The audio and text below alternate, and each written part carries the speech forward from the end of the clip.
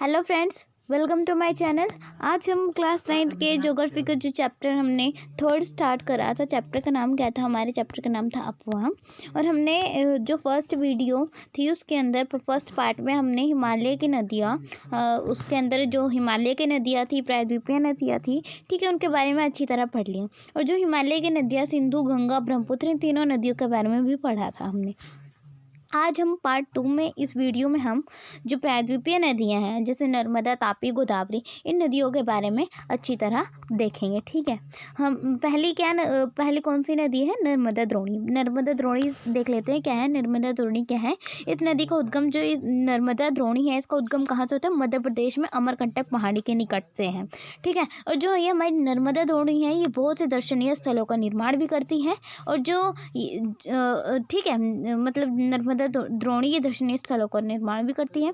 और यहाँ next point पे हम देखते हैं कि जो धुआंधार प्रपात है उसका निर्माण कैसे होता है। कैसे होता है? जो जबलपुर के निकट संगमरमर के शैल में यह नदी गहरे घाट से बहती है। ठीक है, जो हमारी नर्मदा नदी है, जो जबलपुर के निकट संगमरमर के शैल में यह नदी गहरे घाट से बहती है। जब यह नदी तीव्र ढाल से गिरती है तो ये धुआंधार प्रपात का निर्माण करती है। अब यहाँ पे बता दिया कि धुआंधार जो प्रपात है उसका निर्माण कैसे होता है। जब यह नदी तीव्र ढाल से गिरती है तब इसका निर्माण होता है। उसके बाद इसका जो विस्तार है वो कहाँ तक है? मध्य प्रदेश एवं गुजरात के कुछ भागों तक ये विस्तृत है। उसके बाद तापी द्रोणी देख लेते हैं। तापी द्रोणी क्या है? इस नदी का उद्गम, इसका जो तापी द्रोणी है उसका उद्गम कहाँ से होता है? मध्य प्रदेश के बैतूल जिले में सतपुड़ा की श्रृंखलाओं में। और जो हमारा नर्मदा द्रोणी थी उसका उद्गम कहाँ से था? उसका भी मध्य प्रदेश था, लेकिन मध्य प्रदेश राज्य से था, लेकिन वो अमरकंटक पहाड़ी के निकट से था। और जो हमारी तापी द्रोणी है वो मध्य प्रदेश से ही है, लेकिन वो बैतूल जिले के में सतपुड़ा की श्रृंखलाओं में है। उसके बाद नेक्स्ट पॉइंट क्या कहते हैं कि जो तापी नदी है यह भी नर्मदा नदी के समांतर भ्रंश घाटी में बहती है और इसकी लंबाई कम है। उसके बाद इसकी भी द्रोणी है, जो तापी द्रोणी है, इसकी मतलब ये कहाँ तक विस्तृत है? मध्य प्रदेश, गुजरात एवं महाराष्ट्र तक है इसकी द्रोणियाँ हैं। उसके बाद पश्चिम की ओर बहने वाली नदियां हैं। यहाँ पे पश्चिम की ओर जो बहती है नदी उनके नाम बताए हैं। कौन कौन सी है? साबरमती, माही, भारतपुजा एवं पेरियार। उसके बाद गोदावरी द्रोणी देख लेते हैं। गोदावरी द्रोणी क्या है? यह सबसे बड़ी प्रायद्वीपीय नदी है। बहुत इंपॉर्टेंट पॉइंट है कि सबसे बड़ी प्रायद्वीपीय नदी कौन सी है? गोदावरी द्रोणी। उसके बाद यह महाराष्ट्र के नासिक जिले के में पश्चिमी घाट के ढालों से निकलती है। कहाँ से निकलती है? यह महाराष्ट्र का जो नासिक जिला है वहाँ के पश्चिमी घाट के ढालों से निकलती है। उसके बाद इसकी लंबाई कितनी है? 1500 किलोमीटर। गोदावरी द्रोणी की लंबाई कितनी है?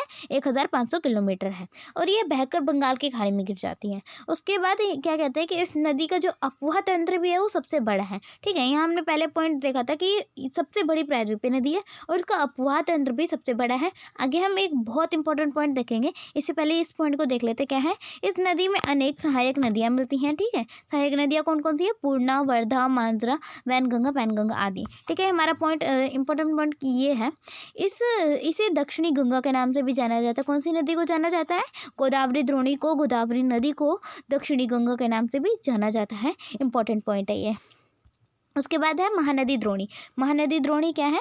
इस नदी का उद्गम कहाँ से होता है? महानदी द्रोणी का उद्गम छत्तीसगढ़ की उच्च भूमि से है। ठीक है, और यह उड़ीसा से बहते हुए बंगाल की खाड़ी में मिल जाती है। जिस प्रकार जो हमारी गोदावरी द्रोणी थी वो बंगाल की खाड़ी में मिलती है, वैसे ही जो हमारी महानदी द्रोणी है वो भी आगे जाके बंगाल की खाड़ी में मिल जाती है। और इसकी लंबाई कितनी है? 806 किलोमीटर है। जो हमारी महानदी द्रोणी है उसकी लंबाई कितनी है? 860 किलोमीटर है, सॉरी, ठीक है, 860 किलोमीटर है। उसके बाद इसकी अपवाह द्रोणी कौन कौन सी है?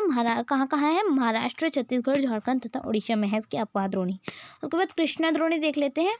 यह नदी महाराष्ट्र के पश्चिमी घाट में महाबलेश्वर के निकट बहती है। कहाँ बहती है? जो महाराष्ट्र राज्य है उसके महाबलेश्वर के निकट बहती है। पश्चिमी घाट के महाबलेश्वर के निकट बहती है।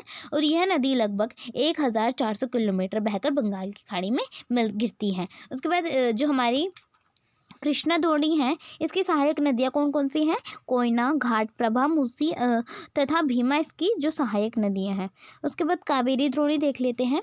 यह नदी पश्चिमी घाट के ब्रह्मगिरि श्रृंखला से निकलती है। ये कहाँ से निकलती है? जो पश्चिमी घाट है उसके ब्रह्मगिरि श्रृंखला से निकलती है तथा तमिलनाडु में कुडलूर के दक्षिण में बंगाल की खाड़ी में मिल जाती है। ठीक है, निकलती कहाँ से? ब्रह्मगिरि, पश्चिमी घाट के ब्रह्मगिरि श्रृंखला से निकलती है। और कहाँ से ये बंगाल की खाड़ी में मिल जाती है? तमिलनाडु को कुडलूर के दक्षिण में बंगाल की खाड़ी में मिल जाती है, जो हमारी कावेरी द्रोणी है। और इसकी लंबाई कितनी है? 760 किलोमीटर है इसकी लंबाई। उसके बाद जो हमारी कावेरी द्रोणी की सहायक नदियाँ कौन कौन सी है? कौन है? अमरावती है, भवानी, हेमावती और काबिनी। उसके बाद जो कावेरी नदी के विस्तार कहाँ तक है? तमिलनाडु, केरल तथा कर्नाटक तक जो हमारी कावेरी नदी है उसका विस्तार है। उसके बाद झीलें देख लेते हैं। झीलें कौन क्या होती हैं? झीलों का यहाँ फर्स्ट पॉइंट दे रखे हैं कि पृथ्वी की सतह के गर्त वाले भागों में जहाँ जल जमा हो जाता है उसे झीलें कहते हैं। झील का जो हमारा डेफिनेशन, इजी सा डेफिनेशन दे दिया गया है कि झीलों का मतलब झीलों का निर्माण, झील होते क्या होते हैं? कि जो पृथ्वी की सतह के गर्त वाले भाग होते हैं जहाँ पे जल जमा हो जाता है उसे ही हम झीलें कहते हैं। ठीक है, भारत में अनेकों प्रकार की झीलें पाई जाती हैं। कुछ झीलों का निर्माण हिमानियों एवं बर्फ के चादर के कारण हुआ, तो कुछ का निर्माण वायु, नदियों एवं मानवीय क्रियाकलापों के द्वारा हुआ है। यहाँ पे बता दिए कि जो हमारे झील है उनका निर्माण कैसे हुआ है। कुछ का निर्माण तो जो हिमानियों एवं बर्फ की चादर के कारण हुआ है। ठीक है, और कुछ का निर्माण मानवीय क्रियाकलापों, ठीक है, वायु और नदियों के द्वारा हुआ है। एक विसर्प नदी यहाँ पे अब हमको बताएंगे। जो गोखुर झील है उसका निर्माण मतलब उसका निर्माण कैसे होता है? एक विसर्प नदी बाढ़ वाले क्षेत्र में कटकर गोखुर झील का निर्माण करती है। गोखुर झील का निर्माण कैसे होता है? जो एक विसर्प नदी बाढ़ वाले क्षेत्र में कटकर गोखुर झील का निर्माण करती है। उसके बाद यहाँ पे कुछ झीलों के उदाहरण भी दिए हैं, जैसे चिल्का झील, पुलिकट और कोलेरू झील। ठीक है, उसके बाद नेक्स्ट पॉइंट क्या है? राजस्थान की सांभर झील, यह एक लवण जल वाली झील है। ठीक है, मतलब ये इंपॉर्टेंट पॉइंट है बहुत कि जो राजस्थान की जो सांभर झील है, ठीक है, झील का नाम याद रखना, यह एक लवण जल वाली झील है। इसके जल का उपयोग नमक के निर्माण के लिए किया जाता है। उसके बाद नेक्स्ट भी इंपॉर्टेंट पॉइंट है कि जो मीठे पानी के अधिकांश झीलें कहाँ हैं? हिमालय में है। और जो जम्मू तथा कश्मीर की जो वुलर झील है, वुलर झील का नाम सबने सुना होगा, जो वुलर झील है वो भूगर्भीय क्रियाओं से बनी है। यहाँ पे बता दिया इसका निर्माण कैसे हुआ, भूगर्भीय क्रिया के द्वारा हुआ है। तथा ये भारत की सबसे बड़ी मीठे पानी वाली प्राकृतिक झील है। एक तो ये प्राकृतिक झील है और ये भारत की सबसे बड़ी मीठे पानी वाली झील है। उसके बाद यहाँ पे अन्य कई झीलों का नाम दे दिया जो मीठे पानी की झीलें हैं। कौन कौन सी? एक डल झील है, भीमताल और नैनीताल आदि अन्य महत्वपूर्ण मीठे पानी की झीलें हैं। उसके बाद झीलों का उपयोग जल विद्युत के लिए भी किया जाता है। ठीक है, जैसे गुरु गोविंद सागर, भाखड़ा नंगर परियोजना, सब नाम सुना होगा। उसके बाद हम देख लेते हैं, ये हमारा लास्ट टॉपिक है, झीलों के महत्व को देख लेते हैं। झीलों के क्या क्या महत्व हैं। यहाँ पहला पॉइंट क्या कह रहा है कि ये मानव के लिए अत्यधिक लाभदायक है। ओबेसली झील मानव के लिए बहुत अधिक लाभदायक है। उसके बाद सेकंड पॉइंट है, अत्यधिक वर्षा के समय ये बाढ़ को रोकती है। थर्ड पॉइंट क्या कहता है कि ये नदी के जल को सुचारू बनाने में सहायक है।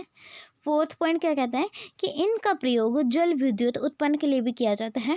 अभी हमने यहाँ पे देखा कि झीलों का उपयोग जल विद्युत के लिए भी किया जाता है। यहाँ हमने एग्जाम्पल भी देखा। ठीक है, वही बात यहाँ दे रखा है इसके महत्व में। फिफ्थ पॉइंट में क्या है? यह आसपास के क्षेत्रों की जलवायु को सामान्य बनाती हैं।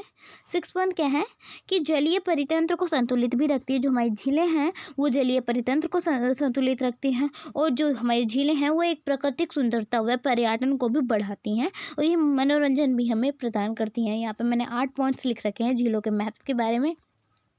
यहीं पर जो हमारा चैप्टर 3 है वो कंप्लीट होता है। कैसी लगी आप सभी को वीडियो? कमेंट सेक्शन में ज़रूर बताना। अभी के लिए थैंक यू।